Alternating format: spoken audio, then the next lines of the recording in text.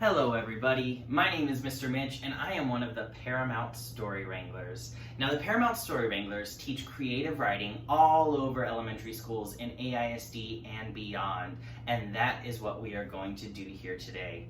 So often what we hear in the classroom is that getting started can be one of the hardest parts of writing. So we have some tips and tricks to help you out with getting started writing a story.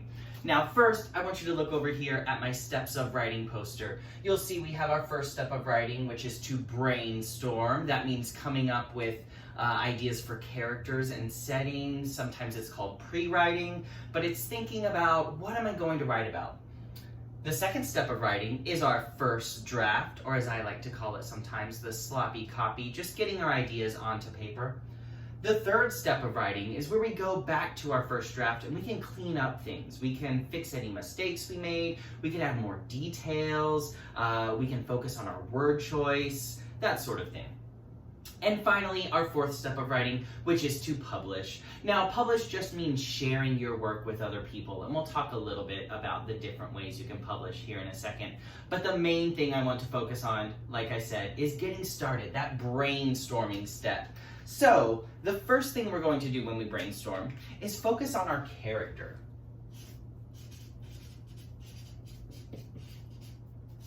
Now, a character is who the story is about. It could be a person, it could be an animal, it could be an inanimate object that comes to life, it could be whatever you want.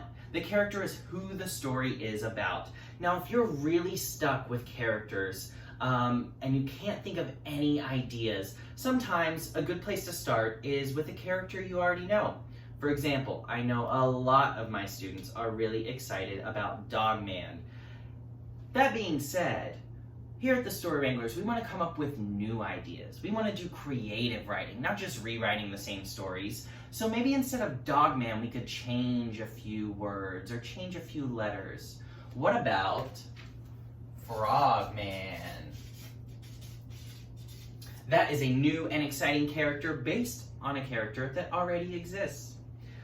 If you're still stuck on thinking of characters, maybe you could think of what you would want to be when you grow up. And to that, you can add your favorite animal. For example, Dr. Cat. Dr. Cat is a great example of a job and your favorite animal coming together to create a brand new character. Finally, if you're still stuck, look around you and think about all of the objects, all of the things you might see, and see if they inspire you at all. For example, I have a baseball here. Now, maybe this inspires me to write about a baseball player. But if I'm particularly stuck on the name, a lot of times I just like to name them after my aunt or uncle. So we're gonna say Ronnie, the baseball player. These are just 3 examples of all of the wonderful and creative ideas you can come up with for characters. Now I want to move on to settings. The setting is where the story takes place. It is where and when the story happens. So when we think of settings, we're talking about mostly the location. Where is this place? And like I said before, we want to come up with creative ideas, new ideas, not places we've all been before. We want to come up with new and exciting places for our characters to be in. So if you're stuck with that, you can do kind of like we did with Frogman and just change a few letters. Maybe you're really excited about a story taking place in Disneyland. Maybe we could change a few letters of that and have our story take place in Quizneyland. It's a much less fun version of Disneyland. If that doesn't work for you, maybe you could think of where one of these characters fits most naturally. For example, I think of a frog, and I think that frog might be in a pond. And then from there, you can just add an extra detail to make it a brand new setting. So what about Pondville? It could be Pond City, it could be Pondapalooza, it could be whatever you decide. But taking somewhere that that character would naturally fit and then adding a little extra is a great way to think of a setting. Finally, let's think about our senses. Think about what a place looks like and feels like and smells like and tastes like and sounds like. What is that place and how could we add it into a regular old setting that maybe we use all the time? For example, Dr. Cat. It would make sense for me that Dr. Cat might be in a hospital, but how could we make this hospital even more special and unique? Maybe, because she's a cat, it could be a furry hospital.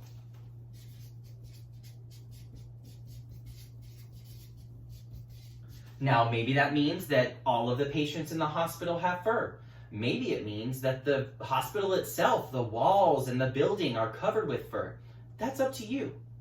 Those are just a few ways to come up with brand new original characters and settings. Now, once you have your character and setting, you're ready to move on to your first draft. And for that, we use our story spine. Just like the spine in your back holds your body up and holds your body together, or just like the spine in a book does the same for a book, this story spine holds our story together. It starts, once upon a time, there was a character in a setting. What were they doing there?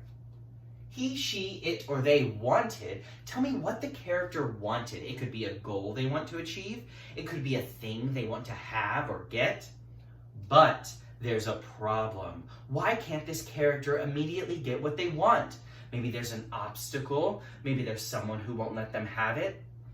Then the character does something to try and overcome that problem. How does the character try and get around the obstacle?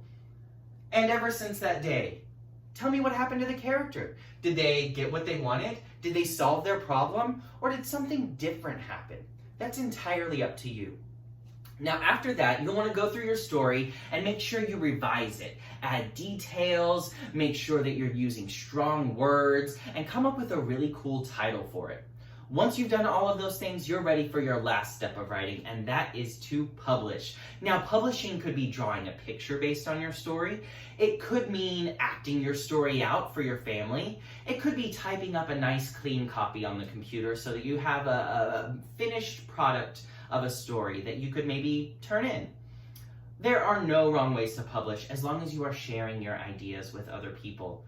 And hopefully, by focusing on brainstorming, characters, and settings, you have what you need to come up with your very own original story. If you're interested in learning more about the Story Wranglers or all of the story writing that we do, you can visit Paramount Education on Facebook. Every Monday at 11:30, we write a story from beginning to end using all of the wonderful student comments that we get in the comment section. If you want to check out previous writing lessons or see examples of the way that we adapt our stories to publish them, you can visit our YouTube channel, youtube.com/the Paramount Story Wranglers.